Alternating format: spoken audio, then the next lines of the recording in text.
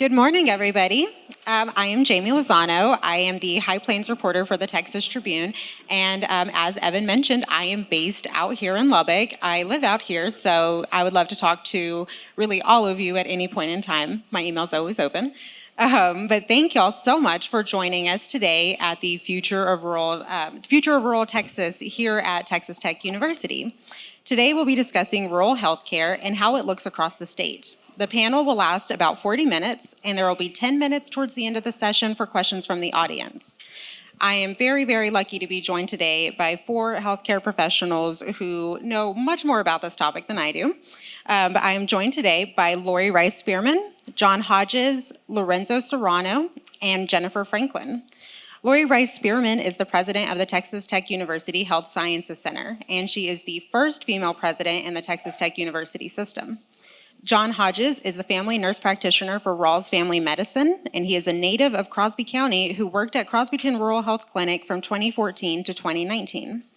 Lorenzo Serrano is the CEO of the Winkler County Hospital District, and he also serves on the board of directors for the Texas Organization of Rural and Community Hospitals. And Jennifer Franklin is the chief clinical officer of the Yoakum Community Hospital and has worked as a registered nurse for 25 years. So let's get started.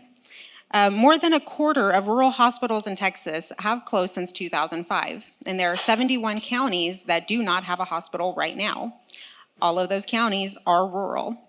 The gaps in healthcare access for rural communities has continued to grow over the years and has made millions of Texans vulnerable to health emergencies. Now, of course, today I want to talk about solutions, but before we can get there, we do have to rip the Band-Aid off and talk about this problem directly. So, Lorenzo, this question is for you. What is the tipping point for these hospitals that force them to close, and who makes that call? It all goes back to reimbursement. Local communities are forced every year when we do our budgets, we are forced to figure out and how to balance cost and quality with declining reimbursement. If you look at Medicare pays us below cost. Medicaid pays us significantly below cost. Plus, Texas rural hospitals have to contend with one of the highest uninsured rates in the whole nation. For us, it's about 18%. So when you add our Medicare population, Medicaid population, our uninsured population, that's about 43% of our clientele, or our patients that walk in the door. So 43% of everything that walks in the door, we lose money on. So every year with our board, with our staff, we have to look at, is this going up? Is this going down? Reimbursement is staying flat, in many cases decreasing. And so every year we have to look at, there's basically 2 things you can do. You can raise taxes, which nobody likes. If you continue that path and that's your solution, it won't be long before you're in the unemployment line. The number 2 is you have to cut cost. Every year that conversation gets harder and harder. When you can no longer balance managing your not being able to take care of that high amount of population that doesn't pay you at least cost-based reimbursement, that's a tipping point for me. And Jennifer and John, I'd like to hear from both of you about the impact on a community that can happen when a hospital closes. Coming from a community where the hospital closed, at least temporarily, and the rural health clinic was completely shut down, there's a lot of members of the community that were affected, a lot of members of the county that were affected, elderly patients that had no way to get from Crosby County to Lubbock for health care. Several patients that told me they were afraid they were going to die because they couldn't get to a larger hospital when they needed to. Unfortunately, about 2 of the 5 did pass away because of a lack of access to health care. And I really wish I were exaggerating when I say that. So it's very upsetting as far as that goes. The same situation, we also have, 6,000 people in the Crosby County area that were immediately without health care if they were using that local clinic. Most of those were Medicare, Medicaid patients. Medicaid children that no longer have a healthcare provider. And then if you think it's easy just to go find another healthcare provider, go try to find another healthcare provider. If you think it's easy to find a Medicaid healthcare provider, go try to find a Medicaid healthcare provider. It's not that easy. If you think it's easy to find a Medicaid healthcare provider that also does the annual wellness exams that are required by Medicaid to keep your Medicaid, good luck with that. So what happened out there is you had several hundred, if not thousands of kids and adults that were suddenly without healthcare that had to find it. And it's a bad situation. Sure. I'm very fortunate that many of the hospitals in my region have remained financially stable over a good period of time, but I'll just make a comment about areas that might have had a lack of healthcare provider in their area during COVID. Those people are very dependent upon the urban hospitals then at that point. And when the urban hospital cannot take care of you, then you've got a real problem. And so rural hospitals during COVID really, really shined here. And if you didn't have one in your community, you were in very dire straits, because if you very well might have walked into an urban hospital, but your chances of really getting the care you needed were very slim. And since we are talking about getting that care that we need, we do know that there is a labor crisis going on, not just in rural Texas, but all over the country that we are seeing in the healthcare industry specifically. We've seen a very big effort to recruit healthcare professionals to rural communities specifically, and that tends to start in schools. So Lori, can you tell us about that? So what we know from evidence-based research is that we have to reach down into these school systems really at the middle school level. We recently held a healthcare workforce summit in the Permian Basin, and we had panels of high school kids who are now in a pathway and a pipeline to healthcare, and they told us, we wish that we had had this communication in middle school. For us to get strong students who can get into this pipeline, we really have to get them into STEM education as early as we can to prepare them in the sciences and the math to be able to pursue these types of careers. And there might be some people watching who are unfamiliar with STEM. Can you tell us about that and Lubbock's history with STEM? So Lubbock has a rich history of working with our public school system as well as our community colleges and developing science, technology, engineering, and math as this foundational really preparation that allows you to open a pipeline. We use two terms a lot around healthcare workforce, and that's pipeline and pathways. And so part of getting into the pipeline is making sure we have prepared individuals to get into the pipeline and then start choosing pathways based on their interest in healthcare. And Lorenzo, similar question for you. How can Texas incentivize healthcare professionals who are already in the workforce? How can they incentivize them to come to rural communities? Oh gosh, try to recruit a physician to rural America is one of the hardest parts of my job. Unfortunately, we all know this. Younger students want to be in the city, younger students coming out with degrees. Being able to retain skilled laborers is very, very, very challenging. It was challenging before COVID, it's challenging during COVID and after COVID.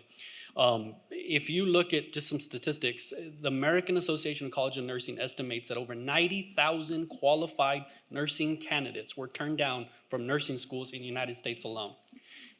You also look at the average age of a nurse in Texas is estimated about 52 years of age. What's going to happen in the next 5 to 10 years when those nurses start retiring or are forced into early retirement because of tough working conditions for COVID? Our hospital had to be very creative to retain staff. We were fully staffed during COVID, but prior to COVID, but going into COVID, we lost nurses to facilities paying very, very high bonuses. We lost a few nurses to retirement. We lost nurses refusing to get the COVID vaccine. And so we had to be very creative. We had to devote some real significant dollars from CARES Act to try to retain our staff. We are forever encouraging our staff that are not skilled, that don't have degrees, to go into the healthcare field. We're willing to pay their a stipend while they're going to school. We're willing to pay for their education. And it's very, very difficult to try to do that. It's when you look at survival, obviously finances are important, but staffing is right under that and equal to that. Tell us a bit more about that, about how staffing and the finances that rural hospitals face, what can that really create for a rural community? Well, for us specifically, from 2020 to 2021, we saw an 18% increase in our cost. Remember, reimbursement's flat. There's not a whole lot you can ask for your taxpayers. And so when you are facing an 18% increase in cost, where's that coming from? You try to break that down, it's coming from staffing.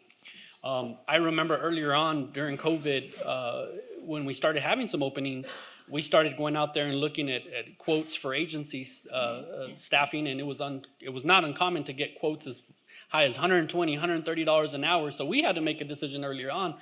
Can we divert, instead of paying agency, let's devote some of that money to our staff and let's start paying them $80, $90, $100 an hour to work shifts. Unfortunately, that's a Band-Aid. That's not a long-term fix because why you get nurse burnout. And John, you know, I can't sing enough of my praises for you specifically. I know what you are doing out there in Ralls.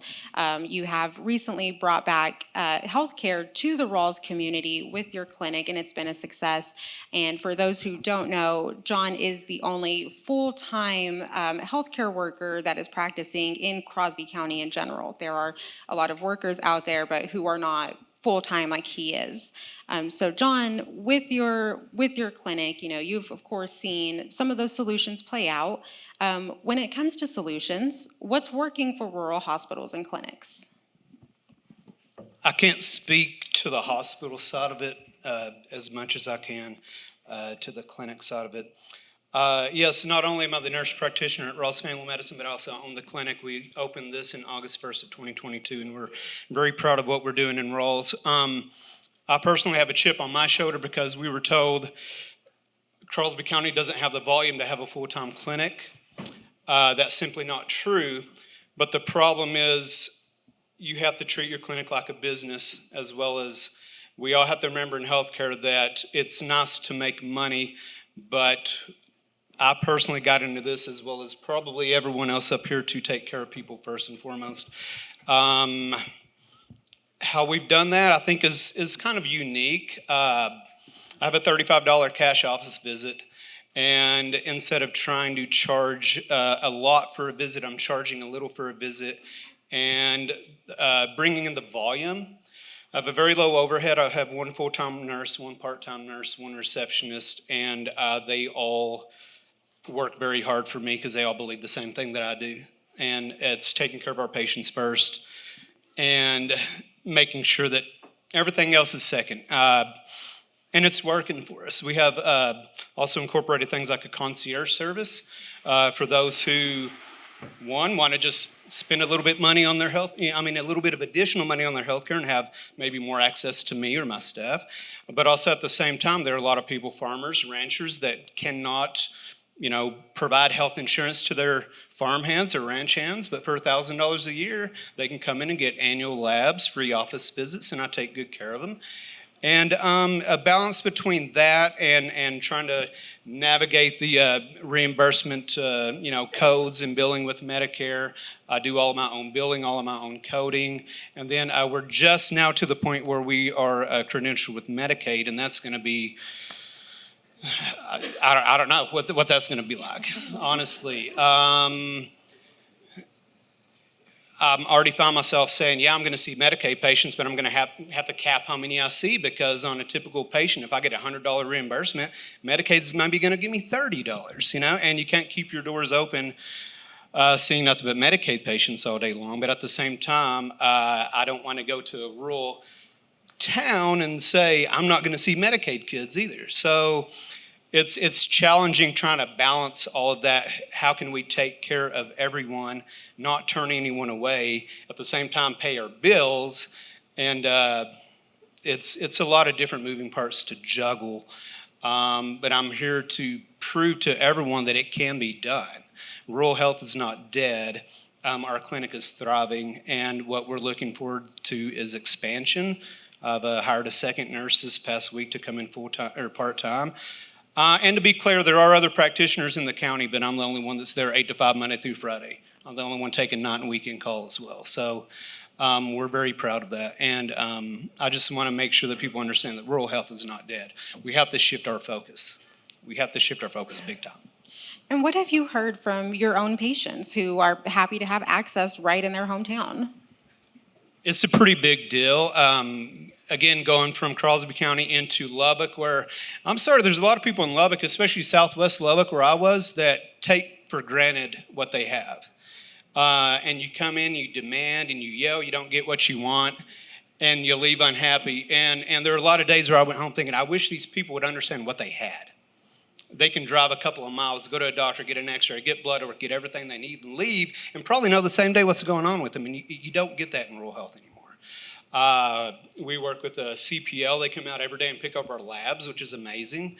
And, we try to give the people what they need, but it's not always possible. But the people in the town, when they come in, they're very grateful. It's so nice that I don't have to drive all the way to Lubbock and wait 2 hours to see a doctor. To get 5 minutes of care and to leave wondering, do they even really care what's going on with me? So it's kind of nice where you can come into our clinic and I might spend 15 minutes with you, I might spend 30 minutes with you. We're going to get to know each other. We're going to treat you like family, and that's what healthcare is supposed to be about. And then we're a hub too, so obviously we can't do everything, but it's nice for a patient to have a hub to say, okay, I have a urologist, I have a cardiologist, but I need somebody who can help direct this, do my referrals, do this and that. So not only are we just there for healthcare, but we're there to help make sure that you're getting the healthcare you need. If we can't provide it, you're going to get it from somewhere else. So. Can I add to that? Absolutely. So last week I read a report that was produced by the advisory board addressing rural healthcare and rural medicine, and I just want to echo what he's saying. It is far from dead. Rural healthcare is far from dead. In fact, right now there's some indication that the trust level in rural hospitals and rural healthcare has improved by 30% in the last 3 years. Why do you think that is? During COVID, people determined that they could trust their local providers more than they could trust the nearby urban providers. And we're seeing a bit of a shift in where people seek their health care. I think we have a small window to capitalize on this. But I think if we do and we take advantage of this opportunity to really engage people in a better way, rural hospitals, we're really in a position right now to see improvements that we've never seen in healthcare in rural America. I think there's a big part of that too is just the overall care and the follow-up that you get.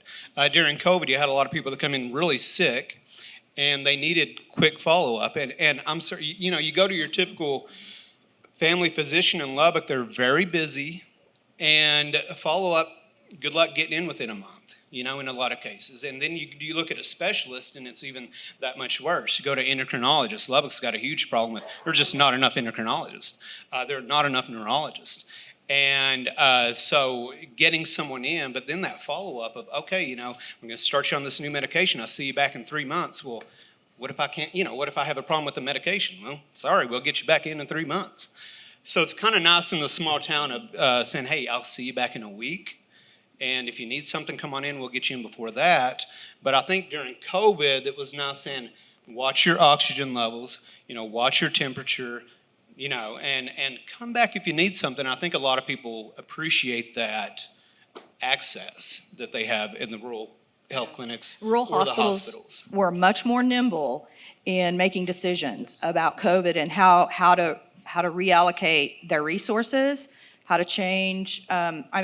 We changed daily. We changed what we did to address the needs of the community and beyond. Yoakum Community Hospital actually took 2 patients from Houston out of an emergency, a freestanding emergency room, because they'd been there for 4 days with 0 COVID treatment and no place to transfer them to, but we had empty beds. And we said, look, we've got 2 beds, we have what we need, we have the meds, we have the machines, just send us 2 patients. That's unprecedented. That's never happened in my lifetime of healthcare. So, there's just this sort of ability to shift in a much quicker way. And of course, part of that shift that we saw during COVID was a bigger movement towards telemedicine. We know that that is also still a hot topic now. It is seeming to be the next frontier for healthcare. Lori, what can you tell us about that? So the Health Sciences Center has been engaged in telehealth for about 3 decades. And we originally became engaged in telehealth because we were just trying to serve our communities. We didn't see strong reimbursement. We did it because it was the right thing to do to support our clinicians in those communities. When COVID came on, and much like they're describing here, some of these facilities didn't have ICUs, they didn't have ICU physicians and those types of things. And so our ICU physicians and some of our surgeons found themselves in really using telehealth to stand up and support tele-ICUs at some of our rural hospitals, which allowed them to pull patients back, care for them there, and support them in that way. And quite honestly, we have a new generation of individuals who want to access their health care from their personal device.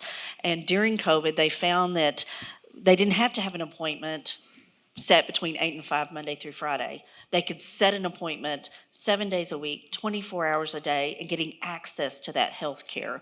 We found compliance with chronic disease actually improve in some areas, in diabetes and heart disease. So there are some real positives, particularly in mental health. Evidence-based research is overwhelmingly showing that patients prefer telehealth for their mental health rather than a face-to-face visit. So we think these are some of the positives that are coming out of COVID. Can I comment on that? Telehealth has a huge opportunity to improve access and improve quality of care in rural America. However, there's 2 big problems we need to talk about. Number 1, broadband access. That's been a topic. Absolutely. The hospital has adequate broadband access, but the residents do not. And so during COVID, we tried to shift to try to start pushing more telemedicine visits so we can prevent the transmission of COVID, especially for COVID patients. And what we found is when we were trying to connect on a computer, glitchy, there's just not enough access. Providers were getting frustrated. They just X'd out of the computer, got on the phone, and we're just doing phone visits.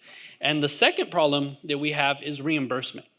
If a clinic in Texas, there's close to 400 RHCs, or rural health clinics, that serve rural towns all over Texas.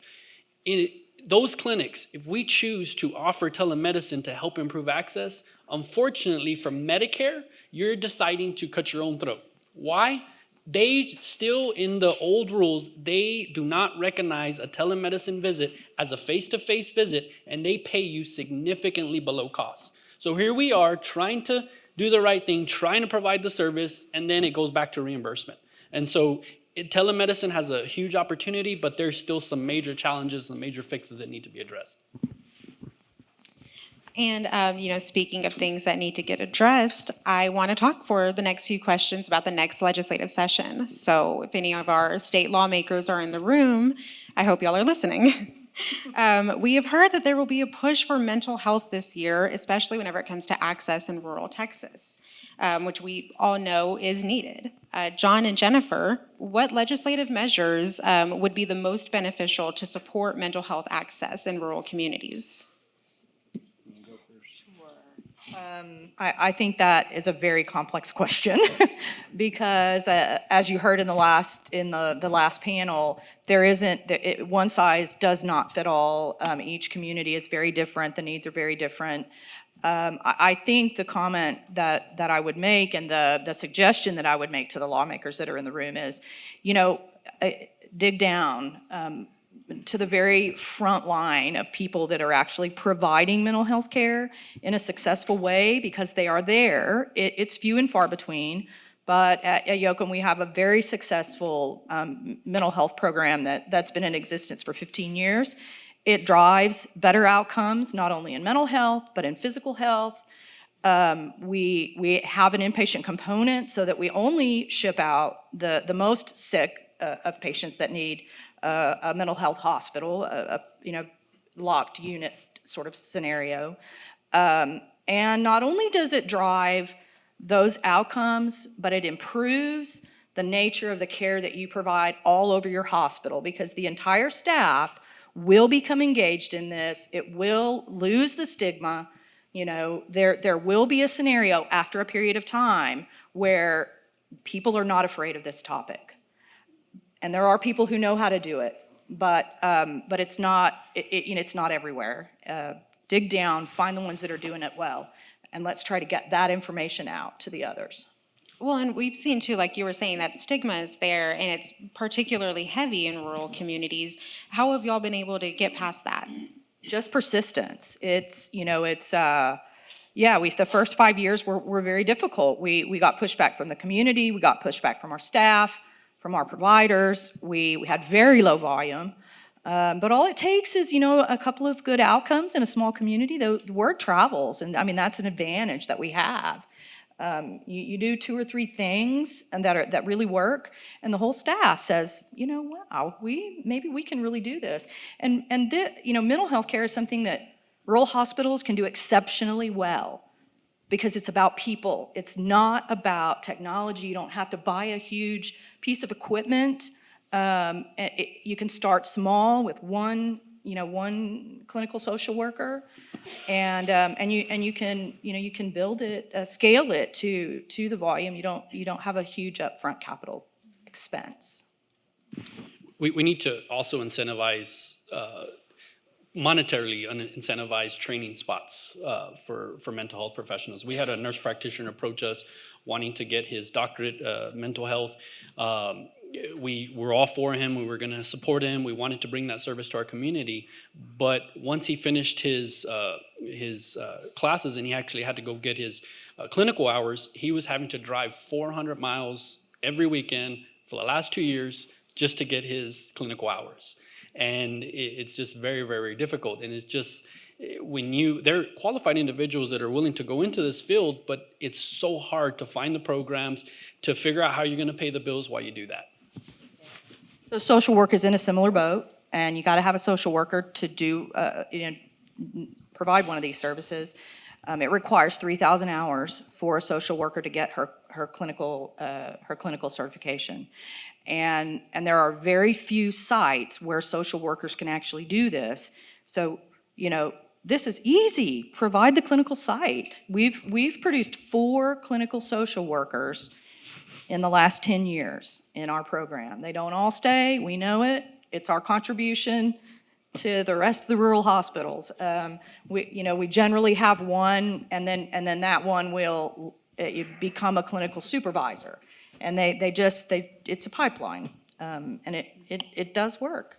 We're short. The whole state of Texas there's a shortage of clinical social workers. So I think everybody can make an effort to improve that scenario. John, would you like to add to that? Yeah, I'll look at it a little different approach from the healthcare provider. And so if somebody, in my opinion, thinks they're just going to introduce legislation to help with the mental health crisis, I think that's silly. Thank you for being straightforward. Here's what I mean by that. If you look at typical small town, typical West Texas small town that might have a 20% poverty, people that live below that poverty line. And then you add to that maybe they're a 3rd generation person that's, and I can think of several families like this that they're poor, their parents are poor, and how do you take that aspect and say, I'm stuck in a small town, I'm not making good money, I can hardly support my family, I'm on government benefits that helps. And how do you not maybe be a little depressed or be a little anxious about that? And then you look at the rates of people that are single father, single mother households, and you don't have that father figure, that mother figure. And if you look at these studies that look at 20, 30 years later, why adults have so much anxiety and depression, you look at the relationship with the parents, things like that. And then we have 30 to 40 years of stuff we've got to clean up, where it used to be you go to the doctor because you're anxious and they're going to throw some benzodiazepines at you. They don't talk about coping. They don't talk about past trauma. They don't talk about neglect and unmet needs. It's, hey, here's some Xanax. Here's some Valium. And it's the same thing with pain management. We're cleaning up 30 or 40 years of people that here's some hydrocodone, So when you're talking about mental health, there's so many aspects that go into it. And many of these are so deep-rooted from 10, 15, 20, 30 years ago, things that might have happened to you, and now you got mental health problems. There's a lot that goes into it, not just, how do we fix this? Of course, how do we fix it? But like everything else that we're talking about, there's not an easy answer. A lot of it does go back to, I think, the initial, when somebody comes and sees me, this is something that really bothered me when I worked at a busy health clinic was, hey, there's a new patient in room 10 here for depression, and I've got 5 minutes to spend with them. And you really think I'm gonna help that patient. And oftentimes the patient's gonna come back about 5 o'clock when we close, and I'm gonna spend 30 minutes with them or an hour with them, or we're gonna reschedule.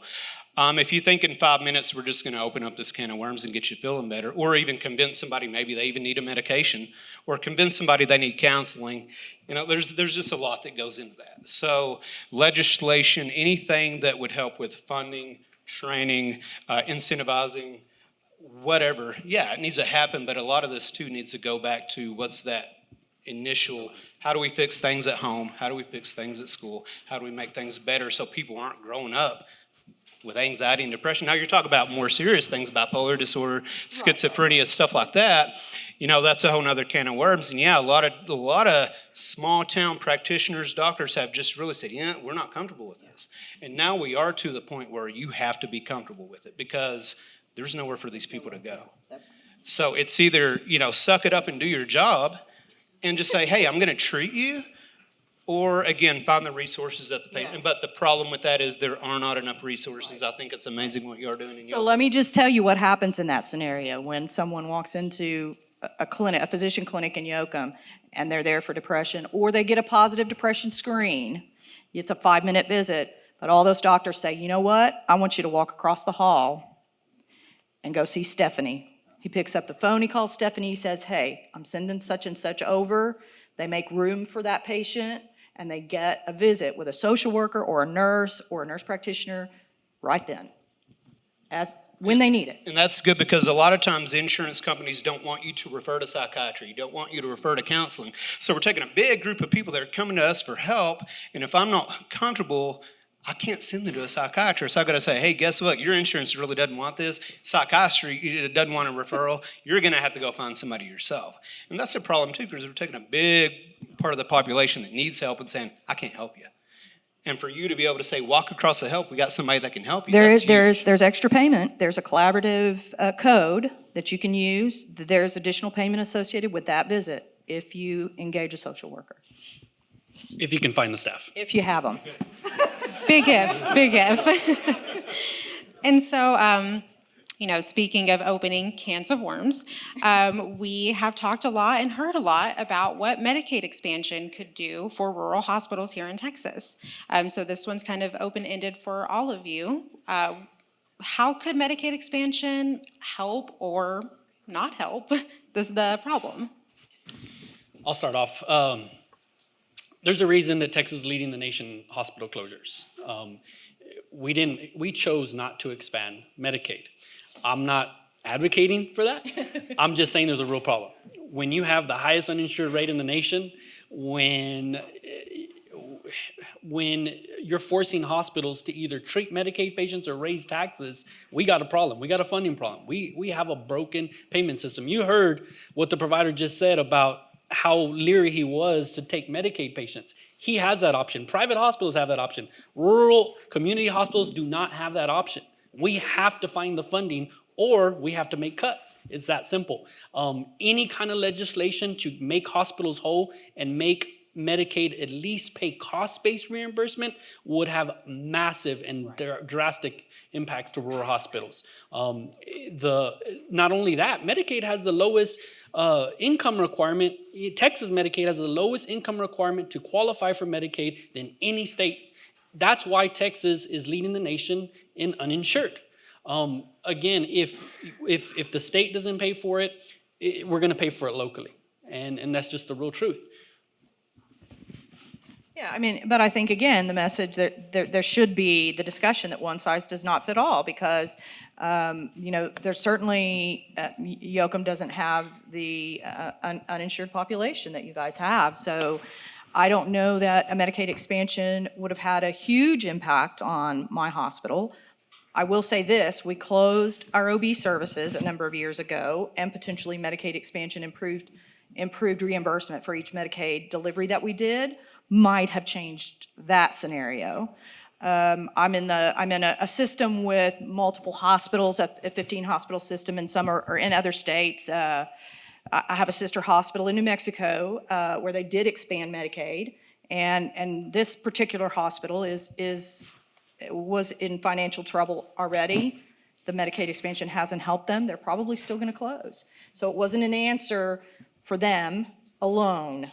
I think that it's a complex issue, and we've got to look at multiple solutions. And a piece of Medicaid expansion also comes back to putting healthcare providers in those communities.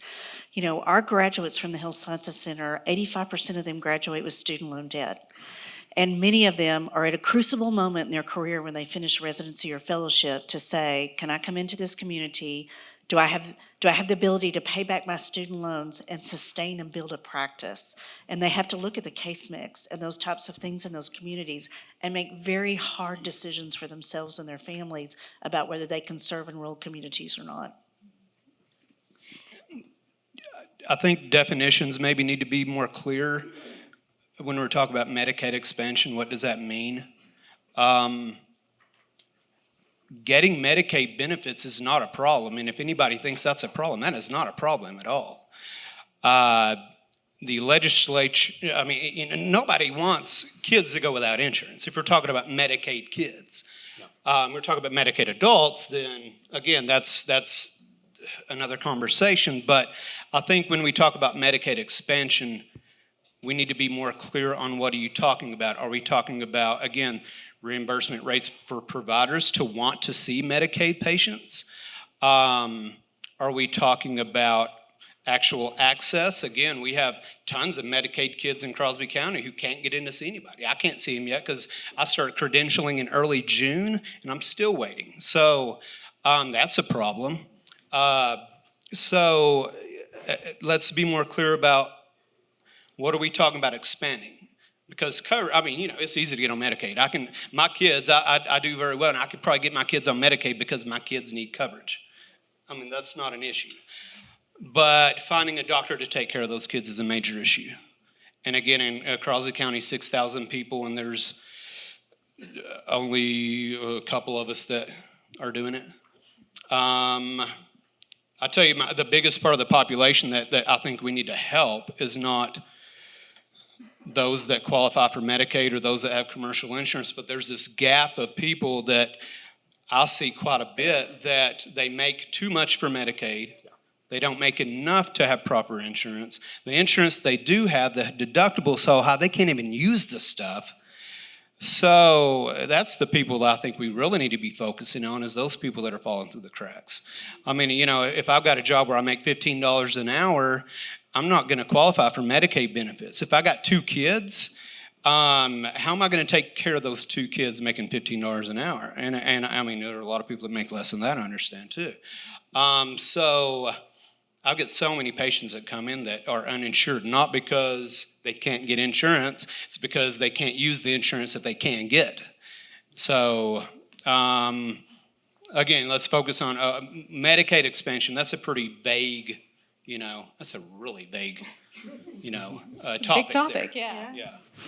And we are going to start taking questions from the audience here in a few minutes. If y'all want to start lining up at the microphones on either side of the room. And while y'all do that, I will ask one more doozy of a question. How can we get reliable EMS services in rural Texas? Staffing. Paramedics are just, there's a lack of paramedics, a lack of nurses. Paramedics there's just not enough skilled professionals in rural America to cover the need. You need access to staffing. If you can get a good labor pool, your costs are gonna go way down. It's that simple, the staffing. Interface and connected technology. We did an assessment out in the Permian Basin, and those EMS units can't even talk to each other across counties, which is a real challenge, particularly when we're dealing with accidents that occur on those rigs. Rural EMS, there's all sorts of issues there too, volume issues. You have less runs. Each run is going to be more expensive. You have certain medications you have to keep on an ambulance. Those medications don't get used. They're going to expire. That's obviously money that's wasted. You're definitely right, staffing issues. You can generally find a few people in town to get their basic certification. You might get lucky to have somebody with an intermediate certification, but to have a full-blown paramedic is just really hard to come across. And then, so the people that do pick up these shifts, paid, on-call wages, and you've, I guess, got an EMS director that's going to be full-time, but these people get burnt out because there's not enough of them, and they're on-call 24/7. And unfortunately, a lot of cases too, they're not as well-trained or experienced as some that you might come across, say, in Lubbock County, that come across a lot more calls, a lot more scene calls, and have a lot more experience. If you're getting called out once or twice a day for little piddly stuff, it's really hard to, when you get called out for something serious, it's really hard to respond to that appropriately, I feel like. And so there are a number of problems that we have again in EMS. Yeah. And I see we have some people lined up. We can start right here. This gentleman. Sure. Kevin Lemming from the TLO Temple Foundation out in rural East Texas. And President Rice-Spearman, and to John, both of you, I really feel the pride in what you do and how you serve rural Texans. My question is going to go toward Jennifer and Lorenzo. Jennifer, you mentioned the word trust and patient trust. I believe a story that needs to be told about the pandemic and coming out of that is this. For 2 decades in this country, our hospital system did this in rural America. Patient comes in, just a little bit of trouble, boom, we bump them off to the urban area to get taken care of. We did not have that option in the pandemic. Rural hospitals stood their ground. Those nurses, those providers stayed there. They provided amazing care.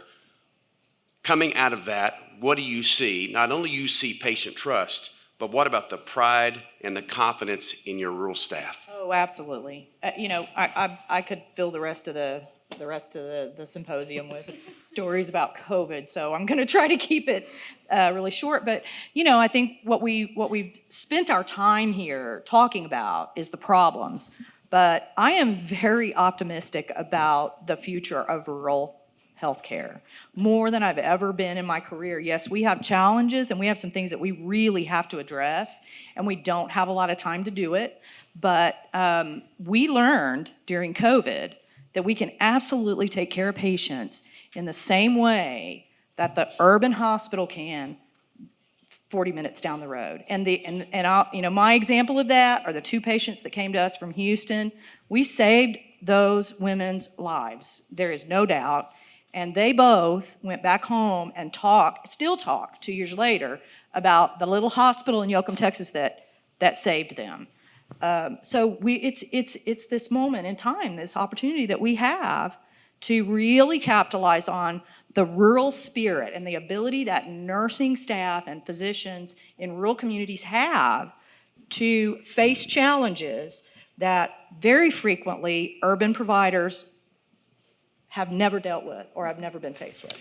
I just want to thank the gentleman for his comments. Rural hospitals absolutely showed what we could do during COVID.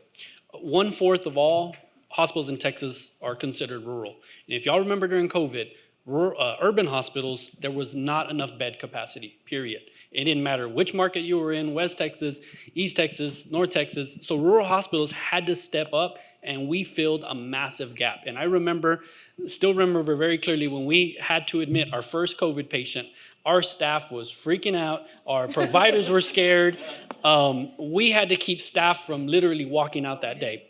But once they saw that we could do this, and these were very sick people. These were people that were on the verge of being placed on vents. We had to manage patients being placed on vents when we never had to. We had the urban hospital to transfer to. It was very challenging, but our staff stepped up. Our nurses, once they figured out that they could do this and succeed at this, they were excited about this. Our providers were excited about this. One of the things that we did is we have a provider, a full-time hospitalist, and she also provides some clinic care. So we literally took her off of clinic altogether and told her she's going to focus on inpatient. She could do the research. She could call and get help from the specialist. And we saw good outcomes during COVID. So. Our next question. Hi, I'm Elizabeth Stanford, and I work with Texas Health Steps and the Children's Medicaid Program. Thank y'all for being here and bringing to light the issues that we do face. We've already been to Mr. Hodges' clinic trying to recruit him for Medicaid and work with quite a few providers that are here, and we really do appreciate that. I think, and you can tell me about this, the assistance that you need also just to get enrolled, because like you said, it takes a long time just to get enrolled. Yeah, just the credentialing process and enrollment, like I said, started in early June. And now you cannot, the Medicare stuff has to go through first before the Medicaid stuff will go through. So that's some of what we were waiting on. I will see Medicaid patients, and that's no question, but the question that's been asked of me is, are you going to do vaccinations, immunizations? Are you going to be part of Texas Health Steps? For me to do that is going to probably require at least one more full-time staff member to keep up with the immunization information with the state. I mean, just the increased volume I would have in general. And again, it's a business and I have to pay my bills, and I mean, we know that. But if I see 20 Medicaid patients a day at $30 a visit versus 20 Medicare patients a day and I get $100 a visit, then obviously I've got to spread it out a little bit, so to speak. So, but it would take a full-time, I feel like a full-time nurse to do this. And you might correct me if I'm wrong. I don't think can be a medical assistant, but it would have to be a licensed nurse. I may be wrong, to help with the official documentation for the state. It depends. Are you enrolling as a RHC or as an individual provider? Not currently. I was sent a very simple checklist of what to do to become an RHC. Yeah.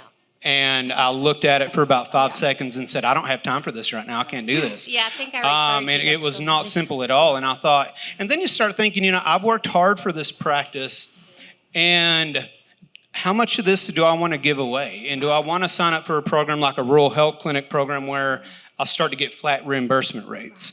Is that going to affect me positively or affect me negatively? I have no idea. Is somebody going to come into my clinic and tell me what to do? Yep. And that's not what I want. Exactly. And that's what I know we've got some health plans here that, for them to come in and help you to answer these questions. We're here to answer them too, but I think that's an important piece of this that hasn't been mentioned is our health plan, our managed care plans for Medicaid, because that's part of their job. And just one other quick thing, we're talking rural areas, and like I said, we cover 43 counties, so we get them all. But here in Lubbock, our largest Texas Health Steps provider all but 3 of their clinics quit taking new Medicaid Texas Health Steps children. That's a big blow to us. So we've got all these kids here in Lubbock. I'm not talking, Crosby, I've been dealing with them for 12 years too. But we've got it here. We were told by Tech that half of the children, babies born at UMC, leave that hospital without a pediatrician assigned to them. So you want to know a really simple solution? You got a lot of doctors and a lot of nurses that go to nursing school to become nurse practitioners, and it's not because they really want to take care of patients, it's because they want to live a very nice lifestyle. Yeah. So if you want to take care of Medicaid patients, unfortunately, you're going to have to pay doctors more. Yeah. And that's the bottom line. Yeah, that is. But anyway, and we can act like it's not, but. Yeah, and agree, you've got to make money. But and thank you for all you're doing for out there. You're welcome. We appreciate it. I think we have time for one more quick question, and I know you were standing there first, so I might go to you. Thank you. Rick Lang. This is for Dr. Lori Rice-Spearman.